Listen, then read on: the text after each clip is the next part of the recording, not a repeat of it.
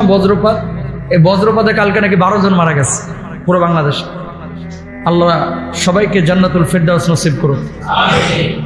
এই যে বজ্রপাতে যারা মারা গিয়েছে, একটা হাদিস শুনেন, ওমান মাতা ফিল হারিকি ফাহুয়া শাহীদুন, যে ব্যক্তি আগুনে পুড়ে মারা যাবে আল্লাহ তাআলা তার হুকমান শাহাদাতের মর্যাদা দান করবেন। সুবহানাল্লাহ বলেন। বজ্রপাতে যারা মারা যায় তারা আগুনে পুড়ে মরে, বুঝছেন? বজ্রপাতে যে 11 জন 12 জন মারা গেল, আল্লাহ তাআলা এদেরকে শাহাদাতের মওত দান করবেন, মর্যাদা দিবেন, হুকমান ইনশাআল্লাহ। ইনশাআল্লাহ আল্লাহুম্মা আমিন, জোরে বলেন তো।